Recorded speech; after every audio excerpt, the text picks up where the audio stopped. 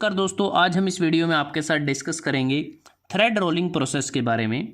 Thread rolling process metal forming process के अंतर्गत आती है और एक कोल्ड वर्किंग प्रोसेस है और इसे चिपलेस फॉर्मिंग प्रोसेस भी कहते हैं, क्योंकि इस प्रोसेस के द्वारा जब वर्क पीस पर कार्य किया जाता है तो उस दौरान किसी भी प्रकार का मटेरियल वेस्ट नहीं होता, इसलिए इसको चिपलेस फॉर्मिंग प्रोसेस भी कहते हैं। तो सबसे पहले बात करते हैं थ्रेड रोलिंग जो प्रोसेस है इसका मेन पर्पस क्या है, क्यों इसको इस्तेमाल किया जाता है। इस प्रोसेस का प्रयोग हम वर्क पीस जो सिलेंड्रिकल या कोनिकल शेप का होगा, जैसे राउंड रोड या फिर वायर इत्यादि, तो उनके ऊपर एक्सटर्नल थ्रेड को प्रोड्यूस करने के लिए थ्रेड रोलिंग प्रोसेस का इस्तेमाल किया जाता है। एक्सटर्नल थ्रेड को प्रोड्यूस करने के लिए हार्ड स्टील डाइज का इस्तेमाल किया जाता है, जिस पर जो इम्प्रेशन बने होते हैं तो रोलिंग प्रोसेस के द्वारा उन थ्रेड्स को वर्क पीस के ऊपर बनाया जाता है। तो ये इसका मेन पर्पस रहता है। तो अब बात करते हैं कि थ्रेड रोलिंग करते समय हमारी रिक्वायरमेंट क्या रहती हैं। जो थ्रेड रोलिंग मशीन होती है उसमें दो डाइज का इस्तेमाल किया जाता है। एक डाई फिक्स होती है और दूसरी डाई मूवेबल होती है, जैसा कि आप इस डायग्राम में देख पा रहे हैं। अगर हम शेप की बात करते हैं, जो डाइज होती हैं वो राउंड भी हो सकती हैं और फ्लैट भी हो सकती हैं। जैसे यहाँ पर आपको नज़र आ रहा है कि दो फ्लैट डाइज का इस्तेमाल किया गया है और यहाँ पर ये राउंड डाइज आपके सामने हैं। तो सबसे पहले अगर वर्किंग की बात करते हैं तो इस डायग्राम में अगर आप देखें, ये जो वर्क पीस है जो सिलेंड्रिकल है, जो ब्लैंक हम यूज़ करेंगे जिसके ऊपर एक्सटर्नल थ्रेड बनाने हैं, इसको इन दोनों डाइज के बीच में इंसर्ट किया जाएगा। और ये वाली जो डाई है ये फिक्स है लेकिन अपने एक्सिस पर रोटेट कर सकती है। ये मूवेबल डाई है जो बैकवर्ड भी जा सकती है और ये इधर फॉरवर्ड भी आ सकती है। ये डिपेंड करता है कि वर्क पीस का जो साइज़ है वो क्या रहता है।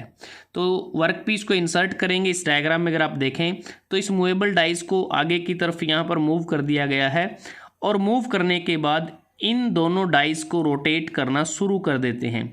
मतलब कि ये दोनों डाइस अपने एक्सिस पर रोटेट करने लग जाती हैं। जैसा ही ये रोटेट करने लगेंगी तो जो वर्क पीस है वो रोल करेगा इन दोनों डाइस के बीच में और इसके ऊपर वही इंप्रेशन आएंगे जो इंप्रेशन इन डाइस के ऊपर बने हुए हैं।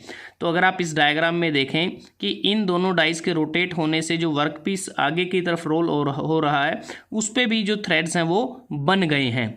तो एक प्रकार से जो सरफेस होता है, ये डाइस का जो सरफेस है, इस पर जो प्रोजेक्शन बनी होती हैं इस पे वही प्रोफाइल बनाई जाती है जो हमारी डिज़ायर्ड थ्रेड हमें वर्क पीस के ऊपर चाहिए, क्योंकि इस प्रोसेस के द्वारा हम वर्क पीस के ऊपर straight, tapered, trapezoidal, worm thread इत्यादि बना सकते हैं। मतलब कि इस प्रोसेस से हमें वाइड वैरायटी ऑफ थ्रेड्स हैं जो हम वर्क पीस के ऊपर बना सकते हैं।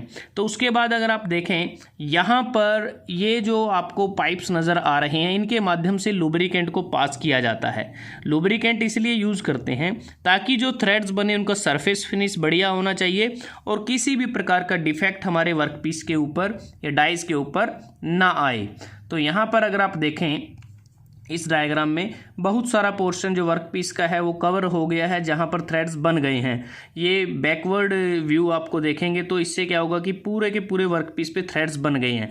इस प्रोसेस में एक चीज़ आपको नज़र आ रही होगी कि पूरी प्रोसेस हो चुकी है लेकिन जो मटेरियल है वो वेस्ट नहीं हुआ, किसी प्रकार के चिप्स नहीं बने जैसा कि लेथ मशीन पर थ्रेड बनाते समय बनते हैं। और दूसरी बात, थ्रेड रोलिंग से जो थ्रेड बनाए जाते हैं वो काफ़ी फास्ट बनते हैं, क्योंकि काफ़ी फास्टेस्ट मेथड है ये थ्रेड को बनाने का। अगर हम लेथ मशीन पर थ्रेड मेकिंग की बात करते हैं उससे तकरीबन 4 गुना स्पीड के साथ यहाँ पर थ्रेड बनाना संभव हो जाता है। और यहाँ पर जो थ्रेड्स बनते हैं बेसिकली ये जो डाइज होती हैं, ये डाइज क्या है, इनके ऊपर जो इम्प्रेशन बने हैं वो क्या है कि वो वर्क पीस के ऊपर वो पेनिट्रेटिंग एक्शन की मदद से वो इम्प्रेशन छोड़ देते हैं और जिससे क्या है कि वो थ्रेड्स बन जाते हैं। तो बेसिकली जो थ्रेड्स बनेंगे वो डाई के डिज़ाइन पर डिपेंड करता है और ये जो थ्रेड्स होते हैं इनका जो मेजर डायामीटर है वो तकरीबन ब्लैंक डायामीटर के एक समान ही होता है। और अगर हम बात करते हैं जो मशीनिंग थ्रेड होते हैं, जैसे लेथ मशीन पर बनाते हैं या फिर टाइपिंग से बनाते हैं, तो उसमें क्या है कि जो थ्रेड्स होते हैं वो ब्लैंक डायामीटर से ज़्यादा भी हो सकते हैं और वो कम भी हो सकते हैं, उनका जो मेजर डायामीटर है। और इसके अतिरिक्त अगर हम इस प्रोसेस को देखते हैं, यहाँ पर जब फ्लैट डाइज का इस्तेमाल किया जाता है तो इसमें भी क्या है कि ये एक स्टेशनरी डाई है और ये एक मूवेबल डाई है। तो इन दोनों के ऊपर दोनों सरफेस पे क्या है कि इम्प्रेशन बने हुए हैं, ये ब्लैंक होता है। तो यहाँ पर क्या है कि जब ये डाई रेसिप्रोकेट करना शुरू करती है तो इन दोनों डाइस के बीच में ये जो वर्क पीस है ये भी रोल करना शुरू कर देता है और इन दोनों डाइस पर जो इम्प्रेशन बने होते हैं वो थ्रेड्स हमारे वर्क पीस के ऊपर आ जाते हैं। तो इस प्रकार हम थ्रेड रोलिंग प्रोसेस में वर्क पीस के एक्सटर्नल सरफेस पर एक्सटर्नल थ्रेड को प्रोड्यूस कर सकते हैं। अब बात करते हैं जो थ्रेड रोलिंग प्रोसेस है, इसमें एडवांटेज क्या हैं, इसके डिसएडवांटेज क्या हैं। और एक चीज़ हमें ध्यान में रखनी है, जो भी वर्कपीस हम यूज़ करते हैं उसकी डक्टिलिटी सफिशिएंट होनी चाहिए, तभी हमें अच्छे थ्रेड्स देखने को मिलेंगे। एडवांटेज की अगर बात करते हैं, इस प्रोसेस से हमें हाई एक्यूरेट और डायमेंशनल फिनिश हमें मिलती है। और जैसा हमने बात की कि मटेरियल सेविंग बहुत होती है। मटेरियल सेविंग क्यों? क्योंकि एक चीपलेस फॉर्मिंग प्रोसेस है और मटेरियल का प्रॉपर यूटिलाइजेशन होता है, मटेरियल इसमें वेस्ट नहीं होता।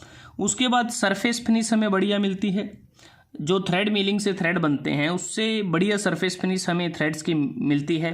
बेटर फटीक रेजिस्टेंस, क्योंकि जो थ्रेड रोलिंग होती है इसमें हम कंप्रेसिव स्ट्रेसेस को इंट्रोड्यूस करके यहाँ पर थ्रेड को बनाते हैं, जिसके कारण इसका फटीक रेजिस्टेंस बढ़िया होता है।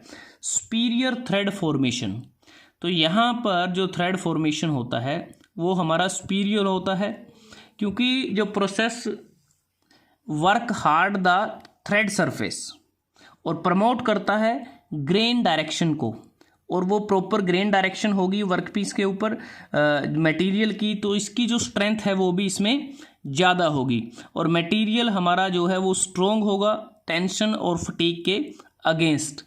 तो एक प्रकार से हम कह सकते हैं कि थ्रेड रोलिंग के दौरान मटेरियल जो है वो प्लास्टिकली स्ट्रेन हो जाता है और उसकी वर्क हार्डनिंग होती है। और इसमें बहुत सारी वैरायटी में हम थ्रेड बना सकते हैं, जैसा हमने डिस्कस किया। इसमें हम स्ट्रेट थ्रेड बना सकते हैं, ट्रेपेजोइडल थ्रेड बना सकते हैं, वॉर्म थ्रेड इसमें बनाए जा सकते हैं, टेपर्ड थ्रेड भी इसमें बनाए जा सकते हैं।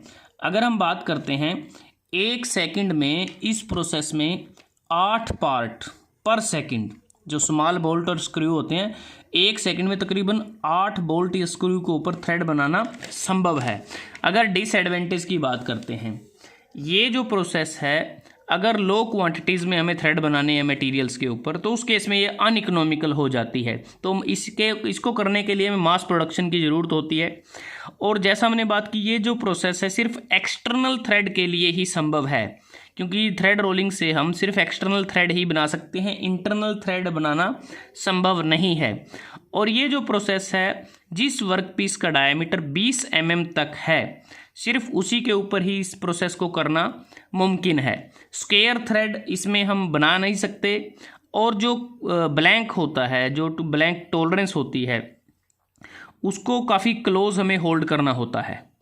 उसके बाद अगर हम बात करते हैं कि इसकी एप्लीकेशन क्या है, जैसे आप देखें ये वुड स्क्रू है, वुड स्क्रू के ऊपर ये एक्सटर्नल थ्रेड बने हुए हैं, मशीन स्क्रू के ऊपर एक्सटर्नल थ्रेड बने हुए हैं, सीट मेटल स्क्रू पे बना सकते हैं, hook bolt, I bolt, thread on stamped part पर भी हम एक्सटर्नल थ्रेड बना सकते हैं। तो दोस्तों, आज हमने इस वीडियो में आपके साथ डिस्कस किया थ्रेड रोलिंग प्रोसेस के बारे में, जो एक्सटर्नल थ्रेड बनाने की बहुत ही बढ़िया प्रोसेस है, best method for producing external thread on the surface of cylindrical और कॉनिकल वर्क।